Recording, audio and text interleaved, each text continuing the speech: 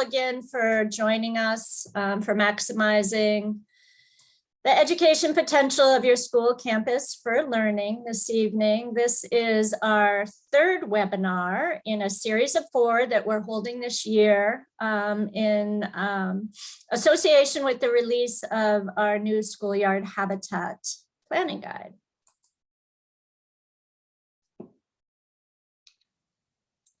So here's today's agenda.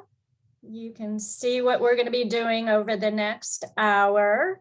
I just want to remind you all that this is a Zoom webinar, so all of the participants are actually muted and we can't see you, but you can see us, your NWF staff presenters, as well as our teacher educator presenters. But we do have a Q&A at the end. So I really encourage you during throughout this whole presentation to put any questions you might have in the Q&A or the chat. And as well, if you have ideas or resources, anything that you would like to comment on, we'd really love to see that in the chat. So I just want to introduce your NWF presenters. I'm on the top here. This is Elizabeth Soper speaking. I'm the NWF Senior Director of K-12 Education, and I'm joined tonight by my friend and colleague, Maria Fowler. She's the Director of Regional Education from the South Central Regional Office in Austin, Texas. We also have Sarah Ward on the webinar with us, helping us with technology and logistics. And Sarah is the manager of Schoolyard Habitat and Community Education in New York City. So we'd love to know where you're zooming in from. I'm actually located in the Northeast, up in the tiny little state of Vermont, which is still trying really hard to have spring. It has yet to figure that one out yet. So those of you in nice spring weather, I'm very jealous, but if you want to just put in the chat where you're from, and it could be the state, city. If you want to put your school in, that's fine as well. And we just are really interested in seeing where all of you are from. So we'll just give that a second and continue to have you just put where you're from. National Wildlife Federation is basically a very large organization. We cover the entire country and beyond in some capacity. For those of you who don't know much about NWF, we were started in the 1930s, so we've been around a long time. We've got affiliate organizations in most every state. And we really believe that in order to save wildlife and ourselves, we need to ensure that all individuals have access to clean air, to clean water, safe communities, easy and equitable access to nature, which is what Schoolyard Habitats is partially about. And of course, the protection from severe impacts of climate change. So we truly believe when our communities are healthy, that our wildlife will flourish too. And you can always learn more about NWF at www.nwf.org.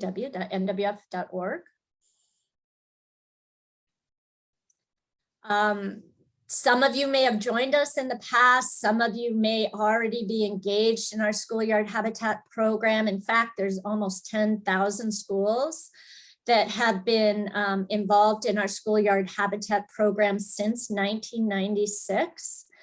Our Schoolyard Habitat program is part of our overall Garden for Wildlife program that works to create wildlife habitat in communities across the country.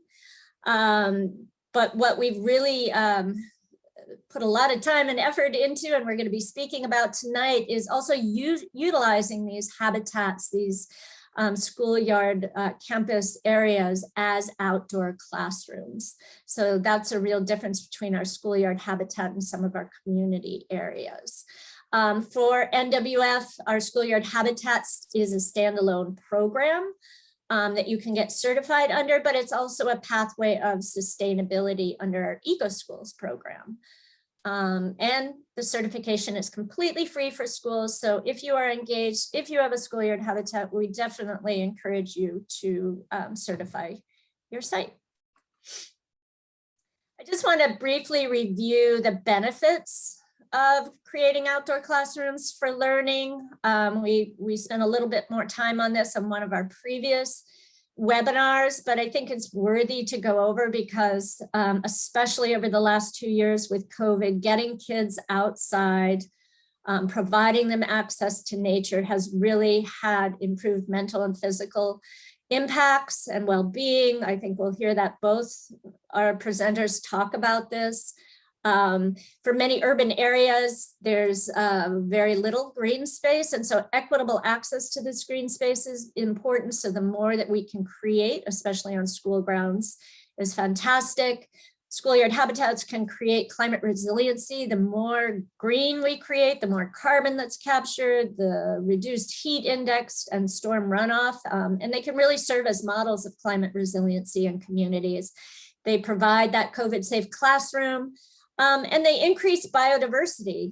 We really encourage utilizing native plants to create habitat for wildlife. And of course, they create great community.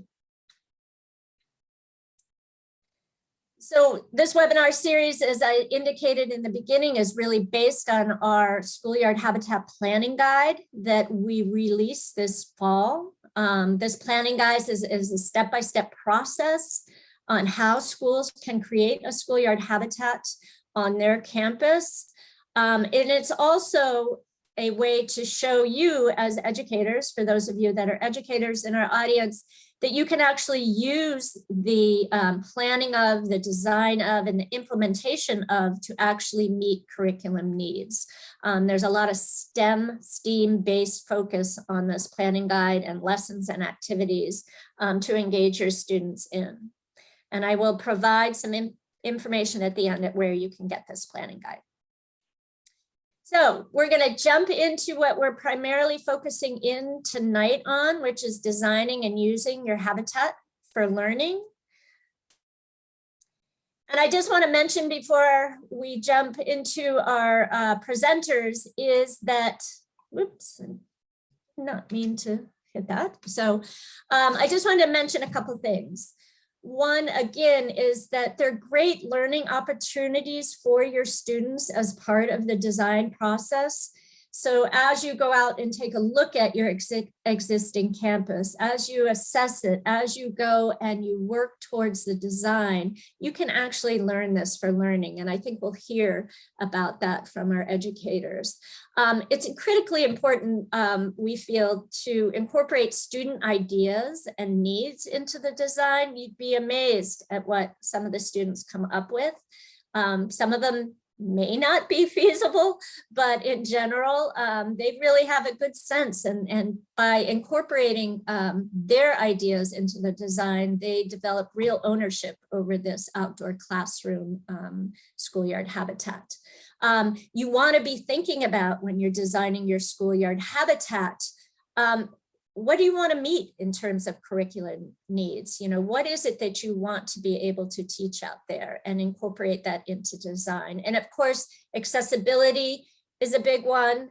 You know, how are you going to move and flow? How is everybody going to move and flow through this site? And then also think about utilizing the site for other things and the structures that you might have there for learning, play, and other activities. And lastly, thinking again from the STEAM perspective, how can the design process actually help you teach different aspects of technology, engineering, art, math, and language arts? And there are just a few examples here, but there's some pretty cool design apps out there now that you can use, just making maps with students and 3D models, the different artwork that can come out of this. And then having your students actually create presentations, write articles for their papers. All these different things are amazing ways to integrate it into having the STEAM design integrated into your curriculum. So I'm going to jump into letting our presenters actually talk about all of this. And we've got two really wonderful dynamic presenters tonight. One who will be speaking first is Stephen Morris. Stephen is a STEM instructional coach from Langford Elementary School in Austin, Texas.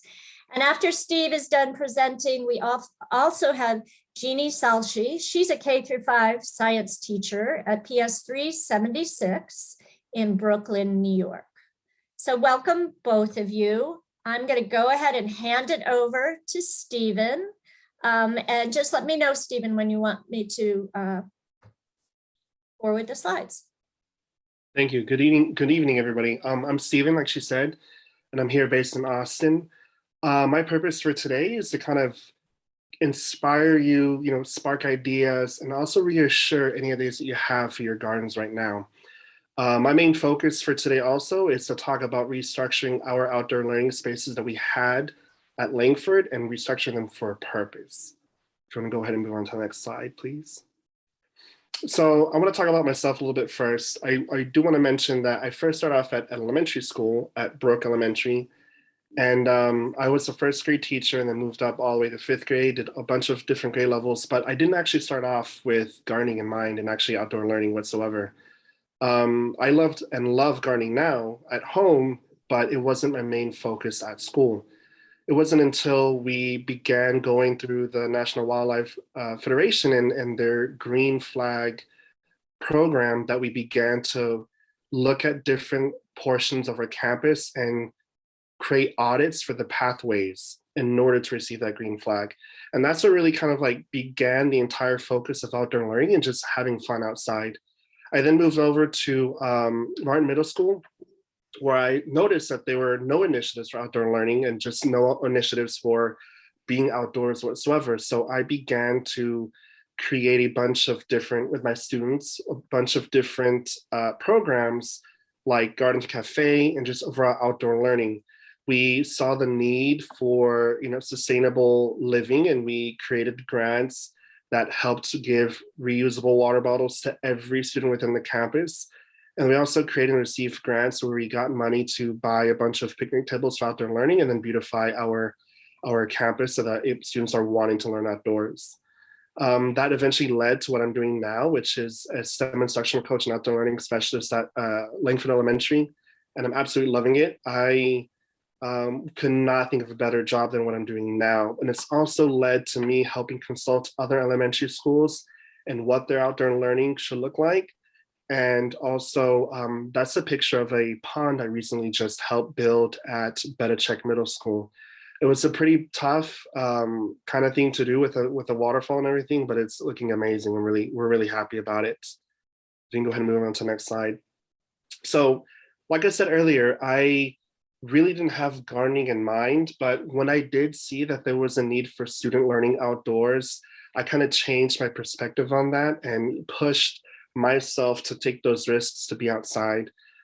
It wasn't just with like taking that risk. It was also, I also backed it up with research and on why we should do it. But I only did that so I can go help others and suggest outdoor learning to others as well. And from there, I also had to watch others teach outdoors in order to kind of get that idea of what we do outside.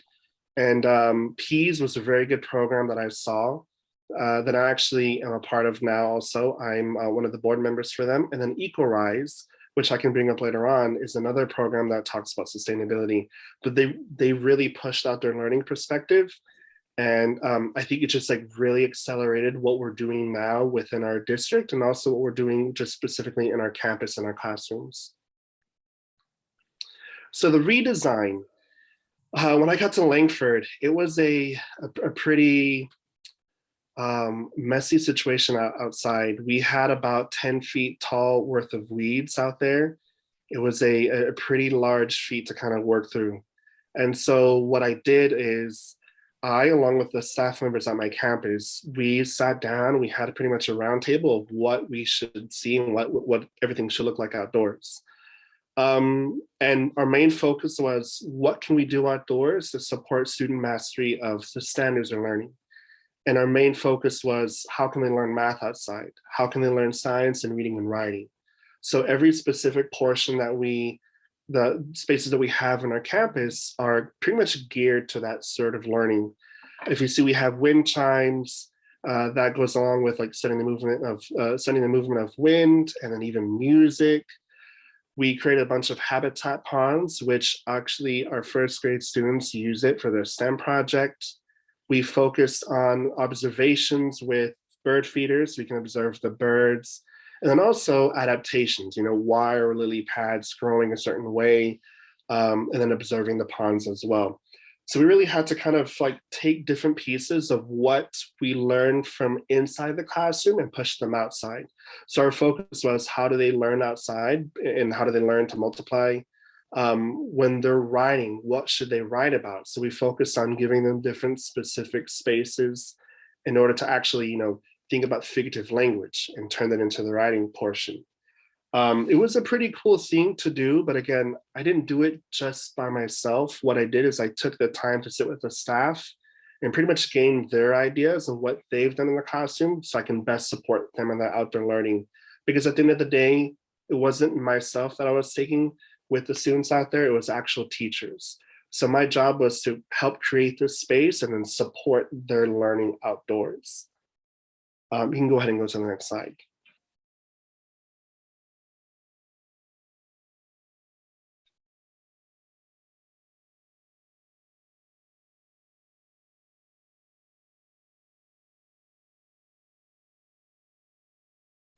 So when I came outdoors into our learning spaces, I actually thought about the classroom mind. And in any classroom, we have different areas where students read, where they write, where they play. And so I wanted our gardens to look like that as well. So these are not just the only sections we have, but we have our STEM and outdoor learning area. We have our garden to cafe area, and then our pollinating garden. And so with these different sections, we created these areas in order to have those students think of the classroom in mind. So they can go to a certain area to go learn, and then go to a certain area to go play, and then go to another certain area to go grow vegetables. So this idea was pretty much kind of focusing on what does a classroom look like, and how can we expand the indoor classroom to make it more really accessible outside, but then also safe during COVID times. And again, each different portion had a specific subject in mind. So we talked about what does science look like outdoors, what does reading look like outdoors. And so we created these different areas. And I will say right here, the STEM and play area, that's actually under construction. So we have a bunch of our students going outdoors daily and creating that area. And what's actually going to be there, we're going to have observation tables. We're going to have large cemented wind chimes that students are going to go play. We're actually also building multi-sided clear art easels, and those will be actual learning spaces where teachers can go outdoors and pretty much use that as a whiteboard. So the teacher will be centered within the area, and they would learn and paint to actually use it as a whiteboard to kind of, establish something they learned indoors and bring it outside. You can go ahead and go to the next slide. So we also thought about, it's more than just a classroom. We also wanted to create a space where it's alternative to the learning indoors and even outdoors. So with this in mind, we have two different actual sections of our campus. And even then, our outdoor learning area is pretty much utilized in both aspects. So the first aspect, like I said, is the alternative learning space. And what this is a teacher can go outdoors and pretty much do what they were doing inside and take it outside and just have the students have that fresh air and be under the sun. What this might look like is, instead of students reading inside their classroom around their circle, they can go outside and do it in our prairie area, where they can actually do it by the ponds and listen to the water fountains going off.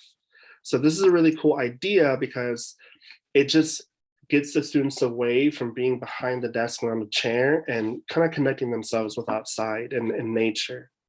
And again, the other outdoor learning portion is just going outdoors to learn about student expectations. So the standards that we're teaching.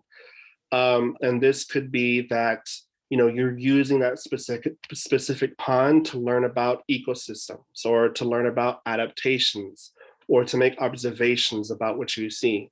And the same thing with any prairie or pollinator garden. The students and teachers are going outdoors to be very specific in the standards that are being taught indoors. And then I also included our bike trail that we have. And we kind of use this actually as a SCL portion. And so students can go outdoors and learn and play, but then also ride their bike to kind of get that peace of mind and get that energy out.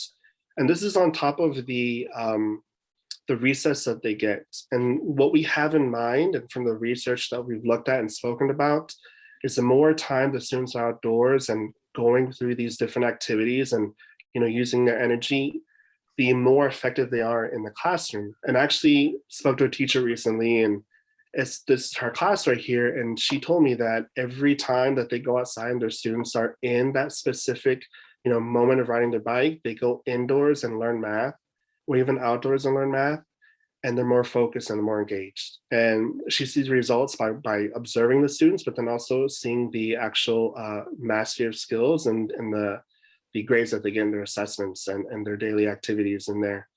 But then also included a hydroponic tower that we have. And those are actually based inside our schools. One's by the cafeteria, one's by the front of the school, and one is in our 5th grade hall. And again, it's not just a classroom that we want to focus. We want to bring this outdoor learning indoors as well. And the students are able to make observations and even eat the strawberries that were mentioned here or shown here out of the hydroponic towers. So it's pretty cool that we kind of giving them like the different experiences they may not experience at home or just in general. And it's a pretty fun way to grow our Garden to Cafe food as well. So some of the must-haves that I believe and that my campus has spoken to me about that we should have in our outdoor classroom are just in general opportunities to learn and explore and have fun.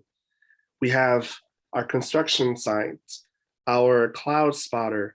We have multiple tables outdoors that students are able to take their investigations and their experiments and take them from inside and take them outside. And that's one of the pictures that's shown at the bottom left corner.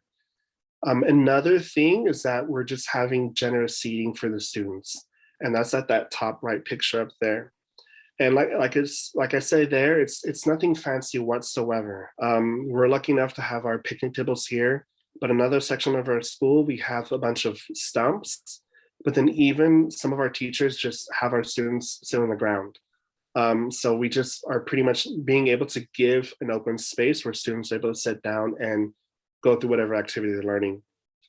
The other thing is we're just able to bring our indoor learning outdoors. And that's what I'm showing in the bottom middle picture and then the bottom right picture. So with our kindergarten students here with our teacher, they actually learned about what's living and non-living in the classroom. And I was able to go observe the teacher and their lesson. It was really fun and interactive. But what was really cool is she took the kindergarten students outdoors and to the pond in the starting area with their notebooks, and they explored a little bit. They made some observations, and then they went into their journal in the picnic area, and then they sat down and they drew all the observations that they made and classified them from living and non-living. But at the end of the day, our main focus for our outdoor learning area also is just to make sure that our students have a chance to be creative in the spaces. And that's why, we're allowing our garden area to be sort of messy and not perfect. We have a bunch of the plants planted by the actual students. So they're not perfectly spaced, they're not perfectly dug in, but we make what we have, work. And during that process, the students are also learning, if they're not able to or properly put the plant in, we go in there and we kind of help reinforce that proper learning. And here's how you should do it. And here's what it looks like. And also at the same time, we have a bunch of different stepping stones that the students paint. And some of them, like with the kindergartners are pretty like sloppy and everything, but at the same time, that's what we want. And that kind of leads into our successes and our challenges.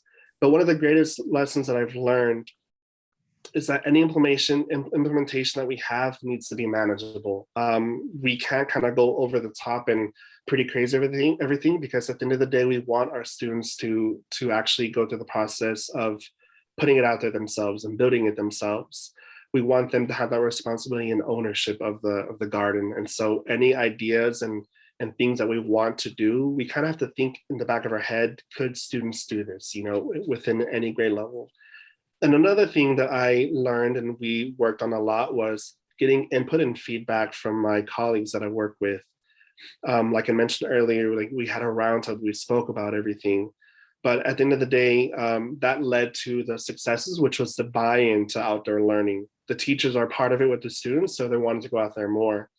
Having the students build everything and work on everything gives them that ownership responsibility to take care of everything and to continue to maintain it. And then the successes was working through student expectations with the teacher during planning time. So we made sure that we gave that specific time to work with the teachers individually to talk about what does outdoor learning look like and sound like. The challenges though was that we have to kind of change some of the mindsets or work with some of the teachers who are not able to, visually see the outdoor learning take place. And we kind of wanted to make them risk takers. Teachers are wanting to write lessons, but we had to kind of bridge that connection of writing it from the indoor classroom to the outdoor classroom. And then that's when Peas and EagleRise came in with their successful lessons that they have. And then teacher ownership. This is still brand new to everybody. So, getting the teachers outdoors and having them take that risk to be outside is still challenging, but at the same time, we're getting that buy-in. And the more that we see outdoors, the more new teachers are willing and wanting to be out there with their students. And one thing I wanted to talk about was, this is how I did it, but I also wanted to talk about like how it's pretty feasible for everyone. The first thing that we need to talk about was getting buy-in from teachers. The more buy-in you have, the more opportunity you have for teachers to work in your space. To think about how can I create our outdoor learning space into an actual classroom that's being able to be utilized. Survey the campus for the outdoor needs. What do they need to, and want to see in their outdoor classroom? Create exploration stations and create observation stations that directly tie into the TEKS or the standards that the students are going to learn, but then also create those spaces where the students are able to be messy and playful. Creating those projects that are manageable. Can the teacher and the students be able to do it with and without you? Is it teachable to students that you can be able to give them that responsibility and then walk away within proximity, but still have them have that ownership and responsibility of the space? Creating community ownership. We had a lot of garden days. We actually have one coming up this weekend. But then also to get these materials, don't be afraid to ask for donations. I'm going left and right, emailing and going in person after school. Here's what we want to see. Here's our vision. Here's how we can support our student learning. What can you donate? Here's what can help us out.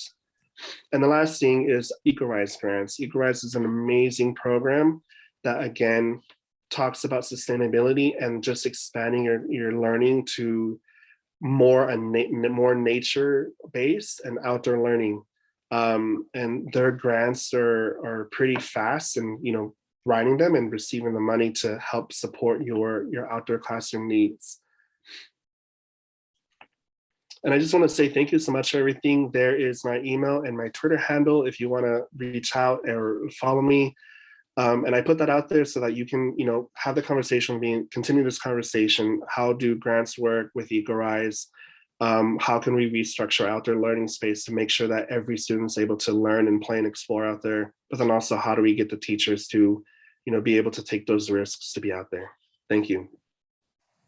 Thank you, Stephen. That was great. I really appreciate you participating tonight. I learned quite a bit. We're going to jump right in. Jennie, if you're ready, go ahead and just let me know when you want me to move it forward. Sure. Hi there. So before I get started, I just have to say, my biggest takeaway whenever I meet other people who do outdoor learning is a garden is never done. It's never, ever done. And listening to Stephen talk, I feel like, oh my gosh, I'm so far behind that. I have to do more. I have to have my students out there more. But it's a process. And that's, one thing that I think overall I have to be a little bit more patient with myself, because the garden will never be done. It will never be done. And there will always be more things that you can bring to this space and so many opportunities to integrate it into other areas. And so I just have to have patience with myself and remind myself. At any rate, so my name is Jennie Salshley, and I teach at PS 376 in Bushwick, Brooklyn. And what you see in the photo here is my school. It's actually, I should have zoomed out a little bit so you could see how completely urban the neighborhood is in Brooklyn. When you look at an aerial view of our school, it will appear like there's a lot of green spaces, but it's project housing. And so those green spaces are locked and closed and unavailable.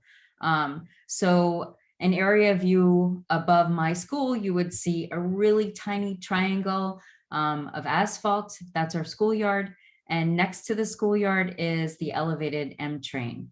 And here you see the picture was taken actually by one of my students. We were on the train driving past, waiting with our cameras to take a picture to get this bird's eye view of the garden. So it's a very, very urban area.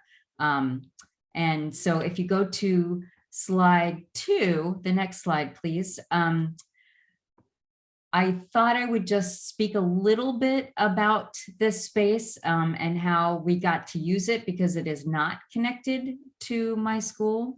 It is actually across the street and down the block from the school. And you can see it was a gated outdoor space that was called a garden, but it was completely underutilized. And it occurred to me when I was trying to, when I first heard about NWF and other organizations, and I thought, well, I need to do this at my school. I'm the science teacher. We need to have space to grow.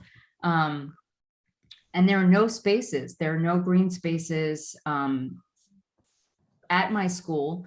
And because of the way that schools are set up in New York City, the schoolyards function because, again, there are not a lot of green spaces in the neighborhood. The nearest park is over a mile away. And our schoolyard is a schoolyard to playground, which means as soon as school shuts, the gates open up and anyone who wants to come play basketball there's a playground. It's very small though. They're welcome to do so. So planting in that space that's actively used is not ideal. And so again, so I saw this place and you can go to the next slide as well. I saw the space and just thought, okay, well, this is a green space. We need to do something with it. And again, you see how there's graffiti there.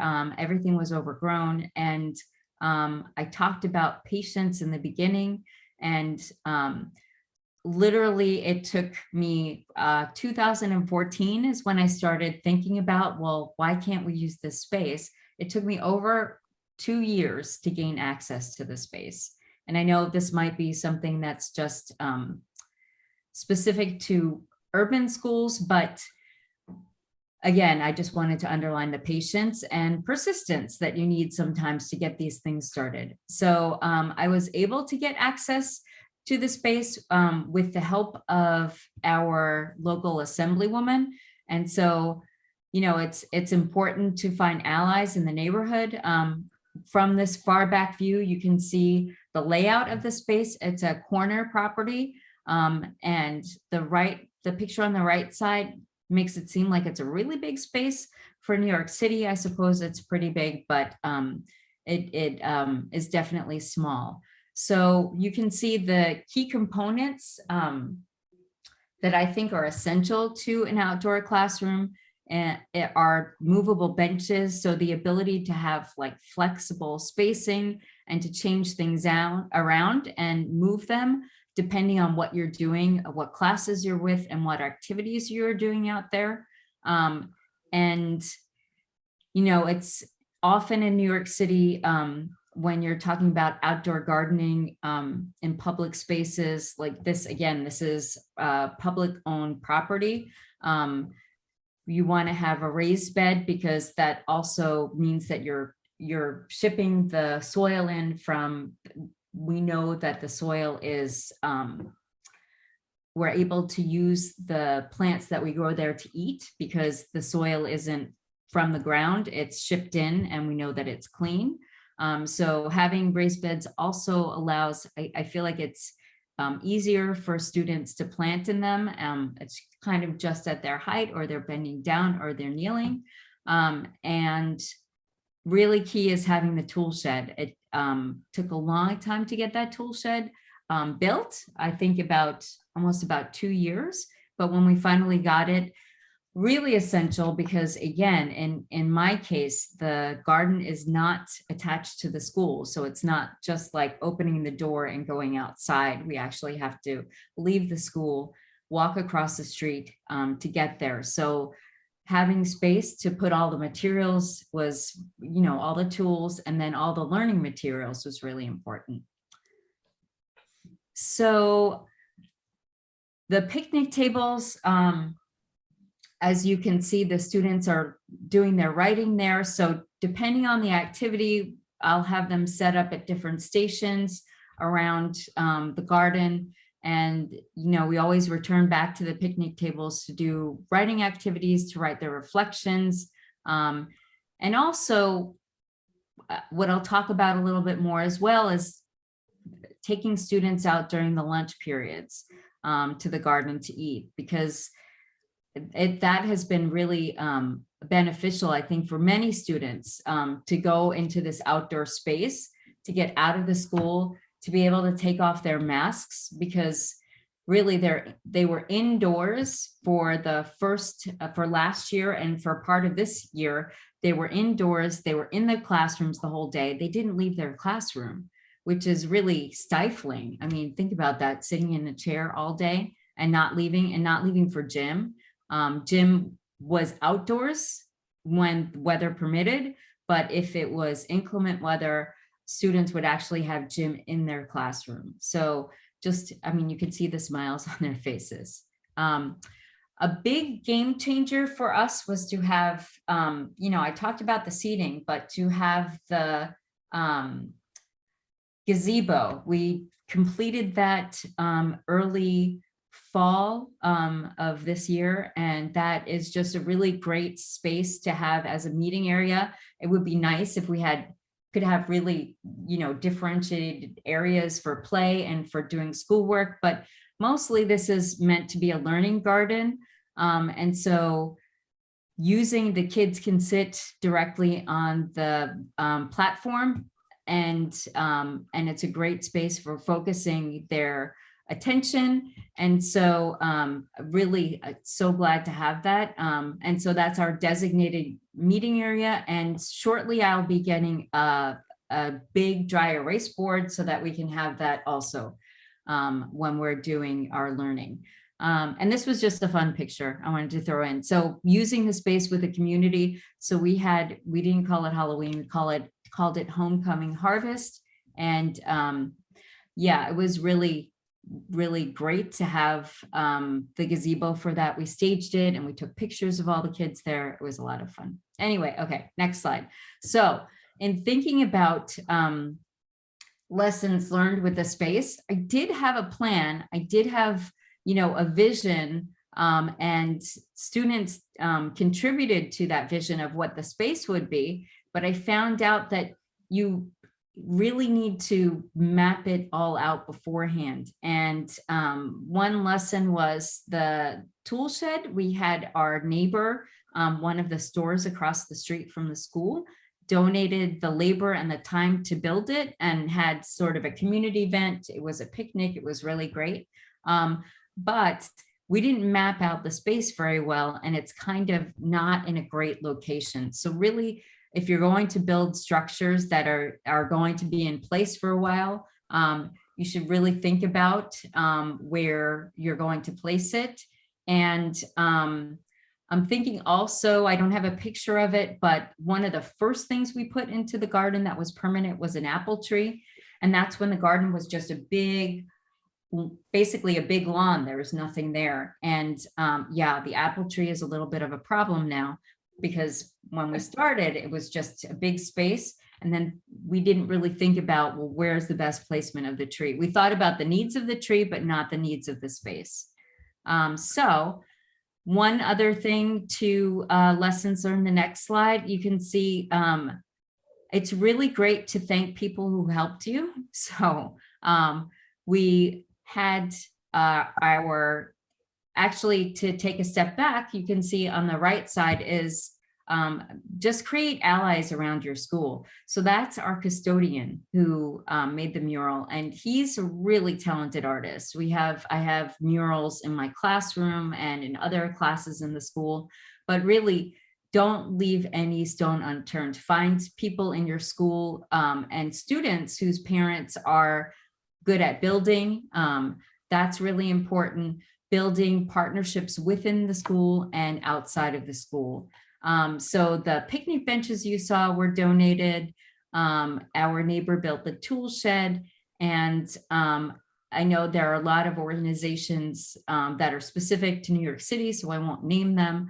But Captain Planet Foundation actually is based out of Atlanta, and they gave us a grant. So those partnerships are really important. So finding allies within your school and finding outside allies with your population, with your families, and then outside organizations and in the community. So thinking about the challenges, right, I was a science teacher. I am learning as I go about planting. I feel like I want to get a degree in urban agriculture right now because I don't feel like I have the expertise.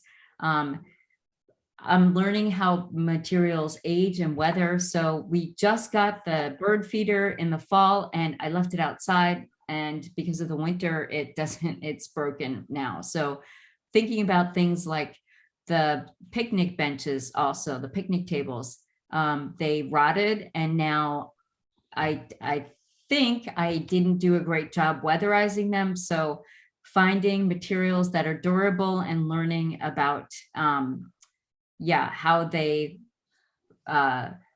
weather over time and what makes the most sense in your space. And then the next challenge is, it's really city specific, but for us, we have challenges of water access. We don't have water access or electricity. So we use the fire hydrant across the street, and that's always a lot of fun for students to use the water.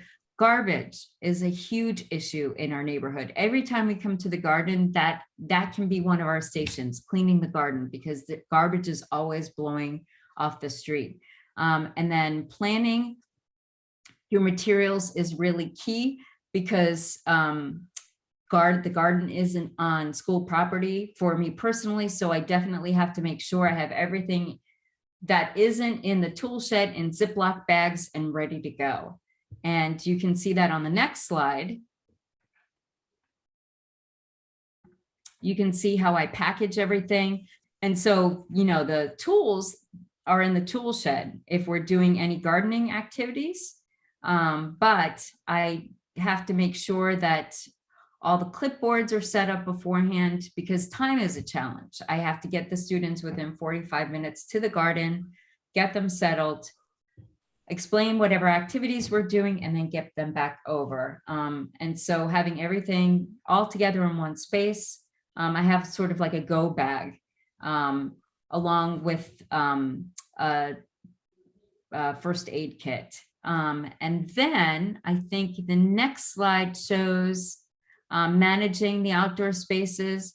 And so it's really important to have choice time outdoors. So asking kids, you know, before we go, what would you like to do in the space? And some kids brought a book to read, and some kids wanted to write in their journals or draw in their sketchbooks, giving them time to, you know, I don't have a designated play area, but there are areas that in the garden that are not really developed, and we don't have anything growing there. And, you know, giving a student a shovel, they love to dig. And they love to find little treasures in the soil. So that's always a favorite activity. And then letting kids just dance. You see that was, I think, in September, they're outside on the where the gazebo was being built there, and they thought it was a stage. So they just started dancing. So they wanted to dance. And then for outdoor management, you can see in the background of this picture, there's the elevated train right there.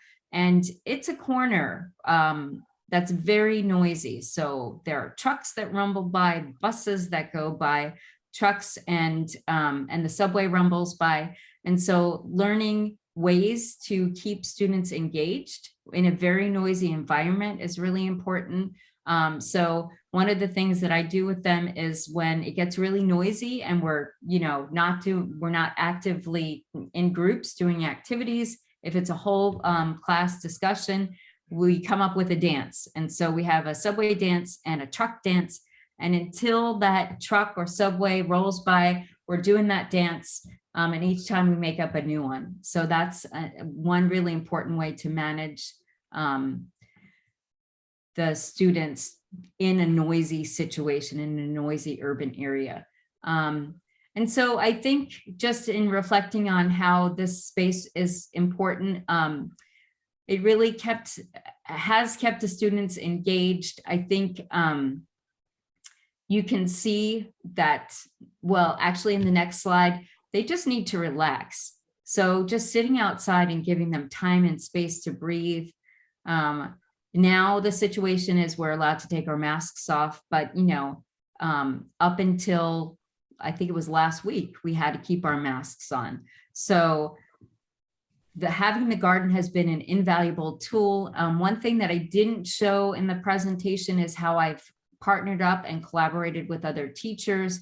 And so we're a school that does a lot of project-based learning. And so I'm so excited. We have some really great projects that are being put together right now. Students there are different grade levels and they focused on issues in our community. So a third grade class decided that we were too far away from the library. So we put together a little lending library that's sort of like a little tiny wooden shed, and people walking by can take a book and leave a book. And so we're putting that, actually, they decided where to place it. So it's going actually outside the garden, not in the gates. So anybody walking by can sit. We bought a bench for it. And so they can sit and take a book and read on the bench. And that's, regardless of time of day or whether or not the garden is open. We have first graders that, of course, we notice how dirty the neighborhood is. So they're going to host a weekend cleanup, and they're going to invite parents and community members. And our hub is going to be in the garden, and they're going to tackle different areas in the neighborhood and then come together and have lunch in the garden. So that's really exciting. And our fifth graders are also going to tackle the garbage issue in a different way. And they're going to reach out to community members on the streets, the business owners on the streets, I should say, and they're going to make some suggestions to them. And we've raised funds to buy garbage cans. And so we're going to place the garbage cans in front of their stores so people don't just litter. So there's my contact information. And yeah, please reach out if you have any questions, especially in setting up gardens in urban areas. It's very different from doing this in, I think, in a suburban area or in a rural area. So yeah, so that's it. Thank you. Thank you, Jeannie. That was great.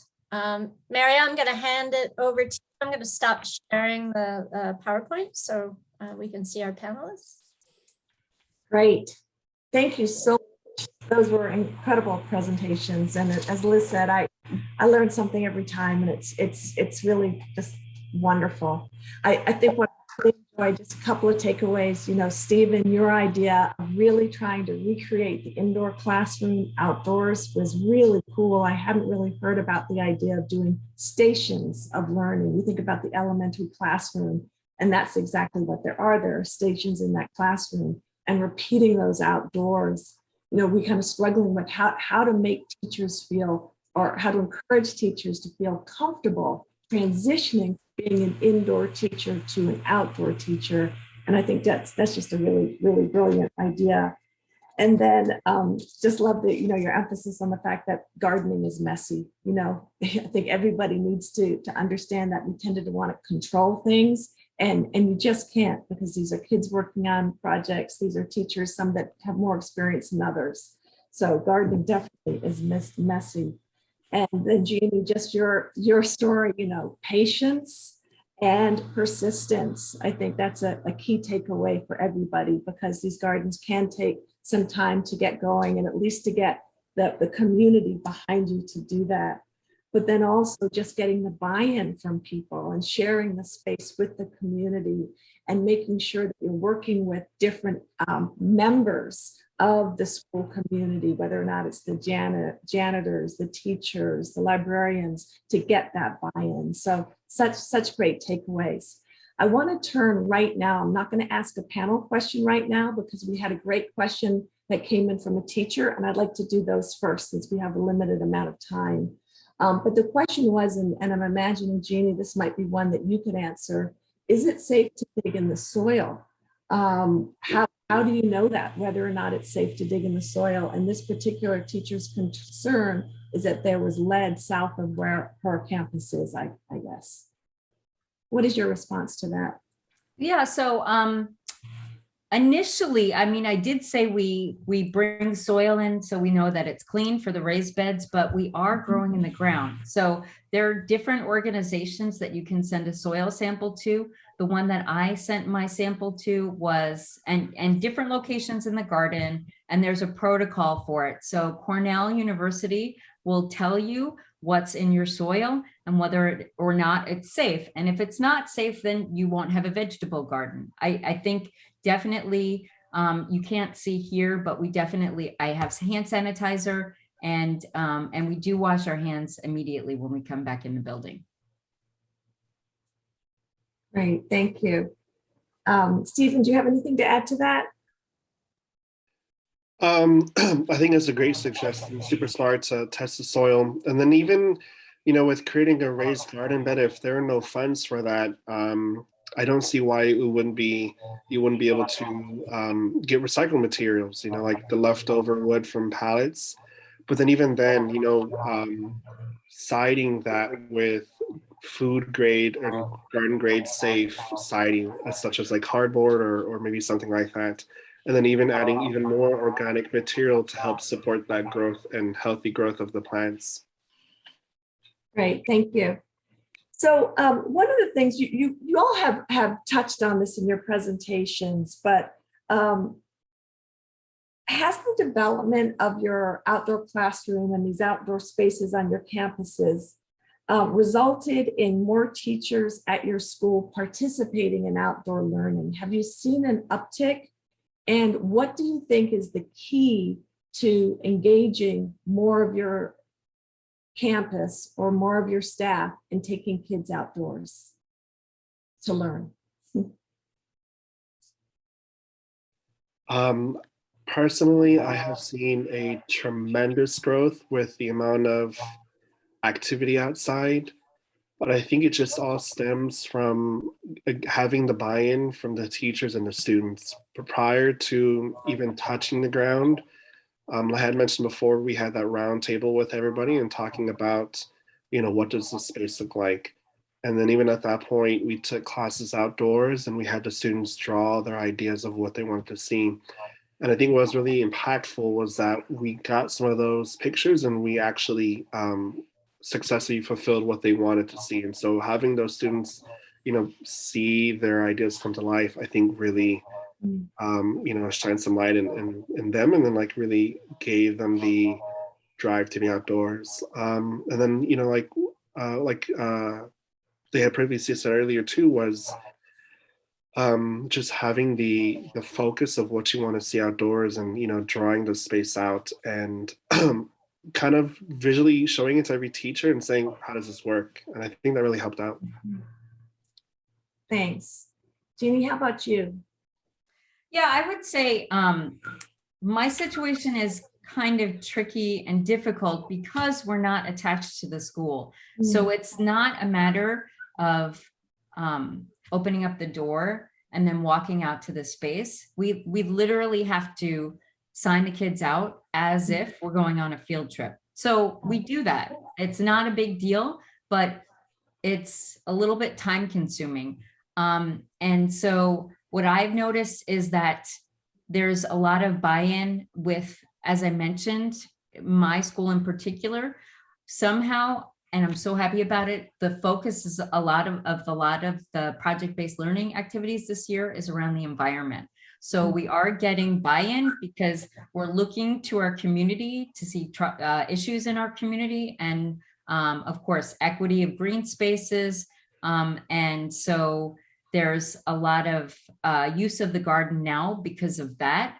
I think has more to be done there because I think teachers are afraid to bring them out to the space. Just as Stephen mentioned, how do I set up a class out there? What do I do with them? My one greatest ally right now is the art teacher, because we're partnering now on nature journaling. And so that's a great crossover between writing and art and nature. And so, yes, I think, yeah, that's my answer.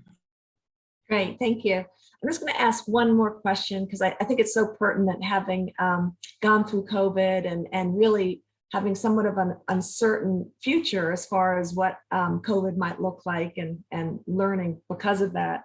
So do you have a story to share regarding how having an outdoor space where you could take your students helped you and your students during COVID?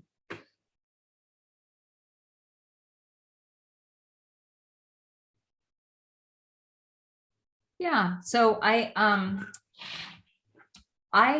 will give up my lunchtime, my prep period to take kids out to the garden any day. And I noticed 100% the days that I don't get to go out to the space, you know, in the wintertime, we don't go out there. The days, unless it's pretty warm, the days that I get to take the kids out there definitely just made me a lot calmer, a lot more centered. And so there's one small special ed class, self-contained class. And, you know, the students being in the classroom all day was really difficult for them. So I partnered with a teacher, and we would take them every Friday during my lunch period to the garden.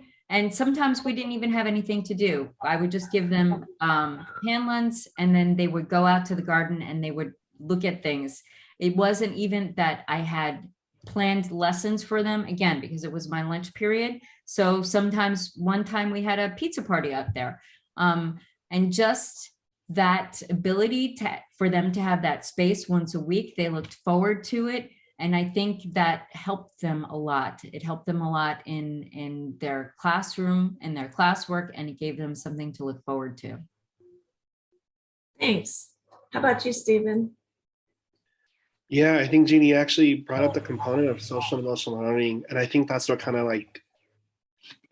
came up in mind was you know, some of these students had a rough time during these COVID times with the mask mandate and having to have the mask on all the time and having to, you know, stay away and having the dividers. And even you know, what's ever happened at home and outside life. So I think taking them to the garden, you know, and giving them just that peaceful time out there to water, to prune, to plant, to just observe and just walk around, I think has really helped with their behavior that they've seen. I can think of one particular student who's had a lot of rough times in the classroom, and his teacher took him outside to water the garden almost twice a day for the entire semester this past semester. And this semester we've had no incidents, and his academic growth has really skyrocketed. So I think it's really helping out, you know, just having that peaceful garden, no matter what's out there, no matter the size or what you have. Thank you so much.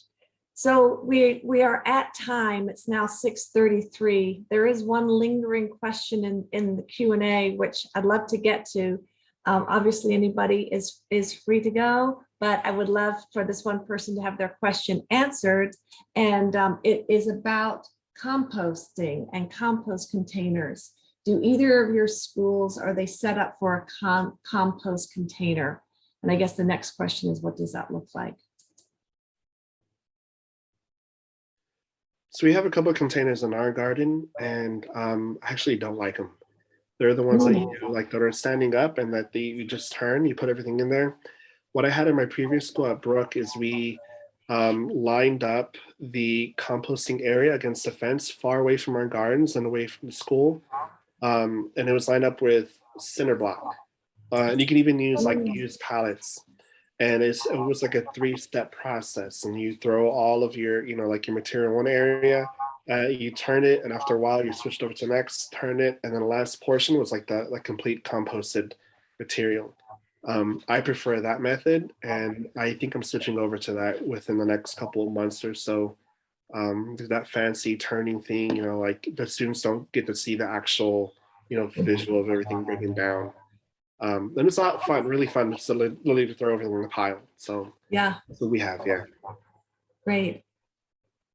Yeah, we have a 3-bin system as well. I don't know much about composting, so I don't know if it's a normal 3-bin system. I know it has chicken wire on the bottom because we have friends in Bushwick that we don't want in the garden. Rats, hello. And so, yeah, so the kids, I can't even get into waste at the school, that food waste. And so at lunchtime, we get students bring the whatever, not every day, but when we're going out there, they can bring whatever fruits that they were required to take for lunch that they didn't want to eat. So we, put it in the compost. And then, as Stephen said, you move it from one bin to the other so they get to see that decomposition process. Right. Thank you both so much. And I do think we need to close it now, as it is now 6:35 where I am, Central Texas. And just a huge thanks again to both of you for sharing your expertise and your knowledge with us all. It's been really, really great. And your work is truly inspiring. So thanks so much for everything. And thanks to you all teachers for joining us today. We know it's the end of a long school day, and we really appreciate your passion and commitment to outdoor learning and education.